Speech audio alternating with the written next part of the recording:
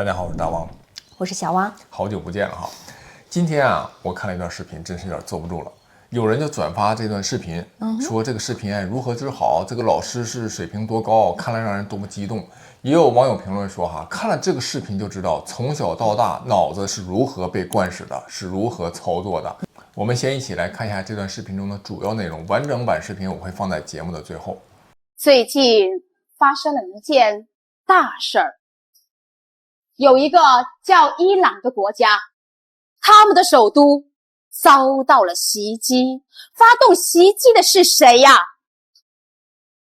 咱们中国最懂这个道理了。1840年鸦片战争，英国人开着几艘船就能轰开我们的国门，为什么？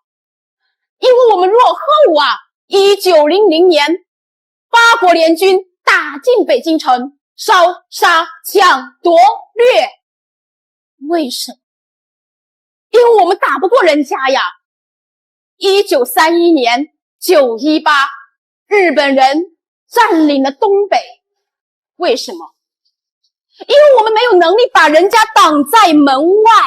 那些年中国人有多难呐！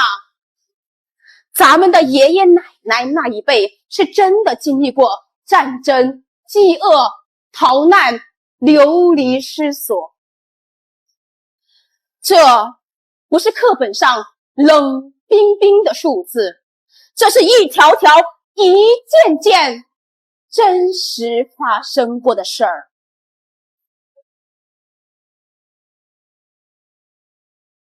后来我们站了起来，靠的是什么？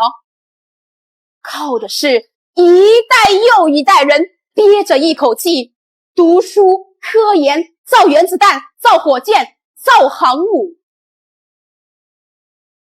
今天我们能坐在这个教室里安心的上课，不是因为这个世界变善良了，而是因为我们背后有一个强大的祖国。那这个祖国靠谁撑起来呀？靠你们！我知道，蔡老师知道，你们每天上课做题背书很累。你们可能会问，蔡老师，学这些有什么用？我又不当数学家，我又不当作家。我今天就告诉你们，为什么一定要好好读书，不仅仅是为了考个好大学，也不仅仅是为了找个好工作，更不仅仅是为了多赚几个钱儿。这些都是你们好好读书顺带的，而是为了有一天，当我们这个国家遇到事儿的时候，有人能顶上去。芯片被卡脖子，需要有人造出来；飞机发动机造不出来，需要有人去攻克；外交场合被人怼了，需要有人脑子够用，底气够足。这些靠谁？靠读书出来的人。我们现在坐在教室里流的每一滴汗，都是在给咱们未来的祖国攒本钱。吾辈当自强。伊拉克的孩子和我们一样，想好好的过安稳的日子。伊朗的孩子也和我们一样，想好好的活着。可是他们没有选择呀。而我们呢？我们现在还有选择，我们可以让自己变强，可以让这个国家变强，可以让那些想欺负我们的人先掂量。所以今天蔡老师想求你们一件事儿，千万不要把读书当成负担，当成任务，咱们得把它当成将来在这个国家需要的地方，能不慌不怕不怂代人有一代人的使命啊！我们这一代人把祖国建了起来，你们这一代人要守住它，更要让它变得更强。其实这个视频中说的，比如爱中国是对的，爱中华民族，这都是对的。但是对于一个现代社会来说，对于一个文明社会来说，最重要的应该教孩子的是对自己要好。这一个人来到这个世界上，其实最重要的事儿就是实现个体的体验和个体的幸福啊。那个体的幸福这个最重要的价值观和人生观，却被这位老师说成好像是顺带的事儿。可以说这个老师最起码他从人生观和价值观角度来说，他根本配不上教书育人这个位置。不过他这个视频，我觉得很多人可能都已经觉得实在是太熟悉不过了。就我们从小吧，就是或多或少周围都是这种声音，对，然后集体主义凌驾于个人主义之上。然后这个视频中还说啊，这个老师说这个伊拉克的孩子、伊朗的孩子没有选择，真是可笑。你说真正让他们没有选择的是美国和以色列呢，还是说他们自己的这个政权？这些孩子当然想有选择，但是他们之所以没有选择，其实就是因为在他们当时的政权之下，他们是没得选的，他们只能是过那样的人生。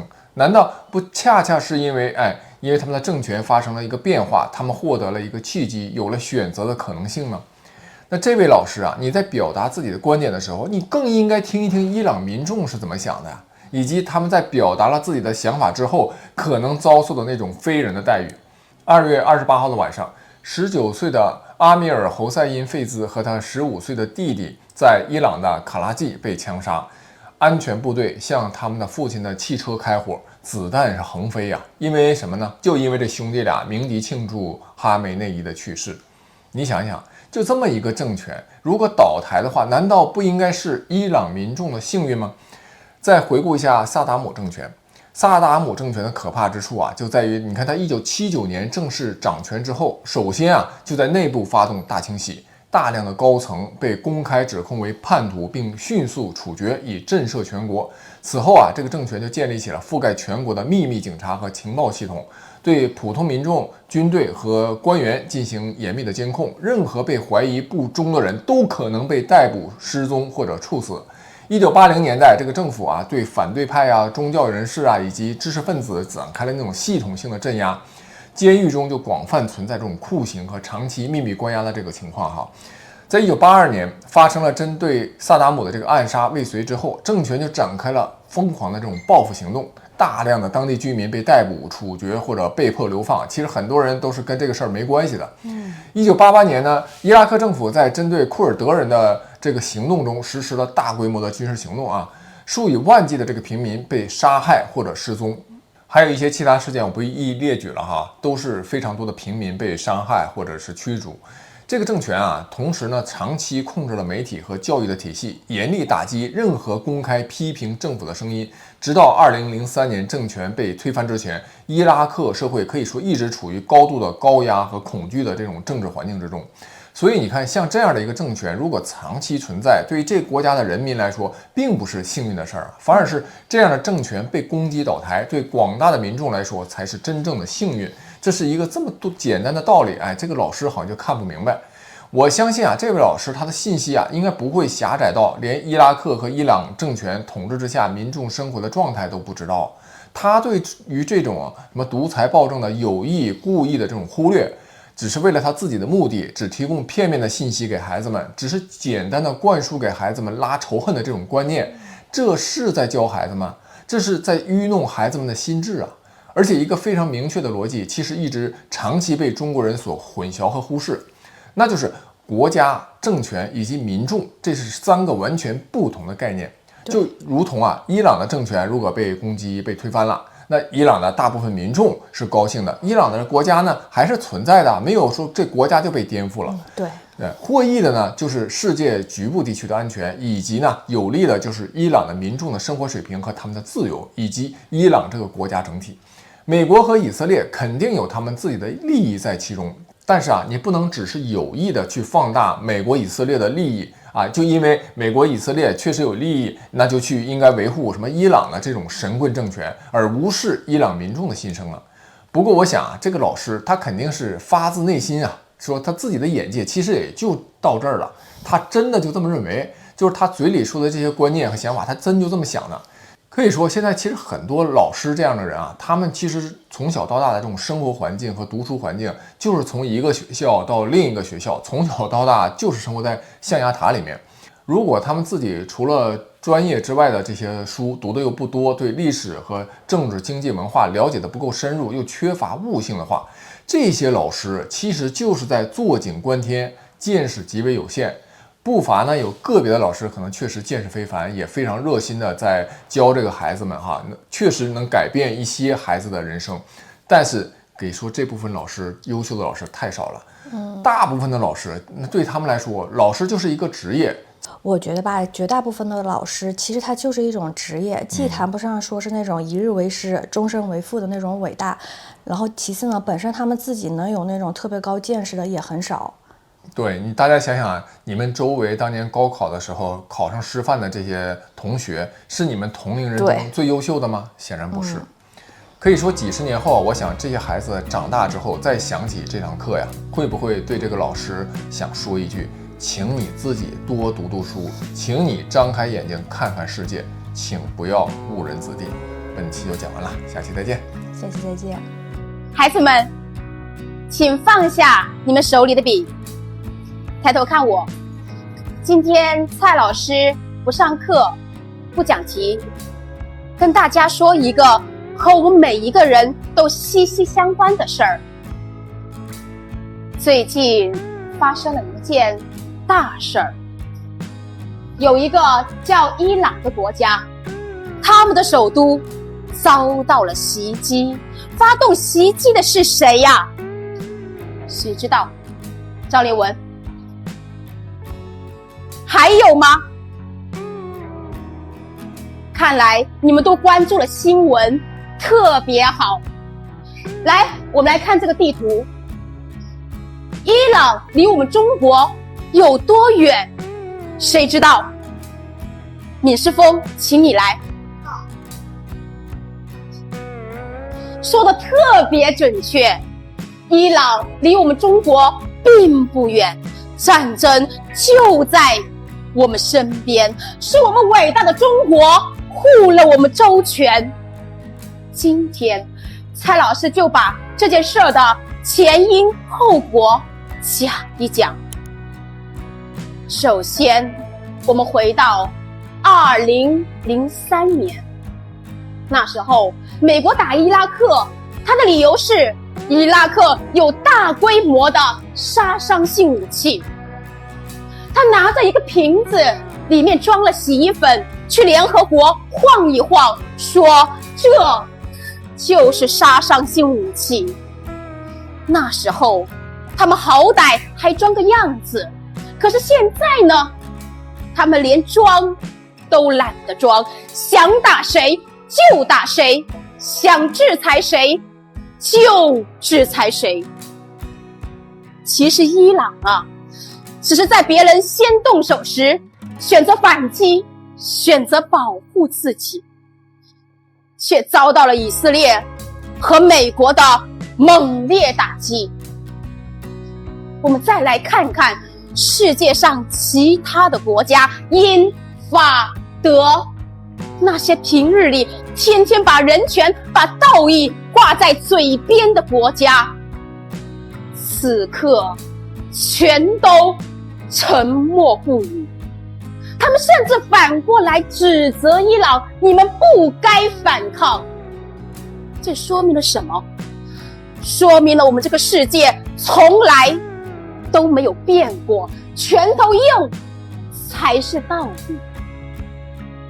咱们中国啊，最懂这个道理了。1840年鸦片战争，英国人开着几艘船就能轰开我们的国门，为什么？因为我们落后啊。1900年八国联军打进北京城，烧杀抢夺掠，为什么？因为我们打不过人家呀。1931年918，日本人占领了东北，为什么？因为我们没有能力把人家挡在门外。那些年，中国人有多难呐！咱们的爷爷奶奶那一辈是真的经历过战争、饥饿、逃难、流离失所。这不是课本上冷冰冰的数字，这是一条条、一件件真实发生过的事儿。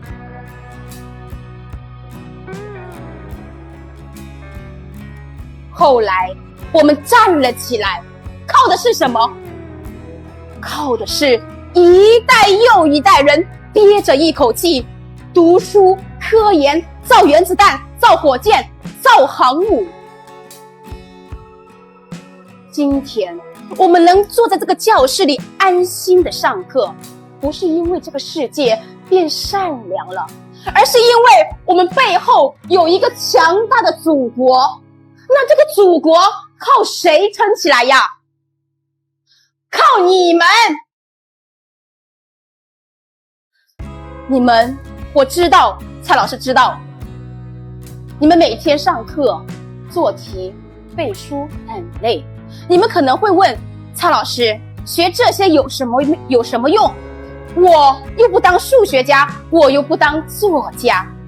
我今天就告诉你们，为什么一定要好好读书，不仅仅是为了考个好大学，也不仅仅是为了找个好工作，更不仅仅是为了多赚几个钱儿。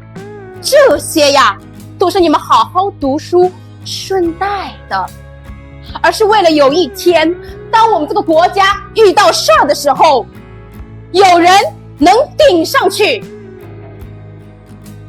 芯片被卡脖子，需要有人造出来；飞机发动机造不出来，需要有人去攻克；外交场合被人怼了，需要有人脑子够用，底气够足。这些靠谁？靠读书出来的人。我们现在坐在教室里流的每一滴汗，都是在给咱们未来的祖国攒本钱。吾辈当自强。伊拉克的孩子和我们一样，想好好的过安稳的日子。伊朗的孩子也和我们一样，想好好的活着。可是他们没有选择呀。而我们呢？我们现在还有选择，我们可以让自己变强，可以让这个国家变强，可以让那些想欺负我们的人先掂量。所以今天蔡老师想求你们一件事儿，千万不要把读书当成负担，当成任务，咱们得把它当成将来在这个国家需要的地方，能不慌不怕不怂。一代人有一代人的使命啊，我们这一代人把祖国建了起来，你们这一代人要守住它，更要让它变得更强。我希望大家永远记住今天的话，好好读书，好好长大，为了自己，也为了我们深爱的中国。请同学们轻轻地站起来，把这话记在心里，更要付诸行动。读，好好读书，好好长大，为了自己，也为了我们深爱的中国。请坐。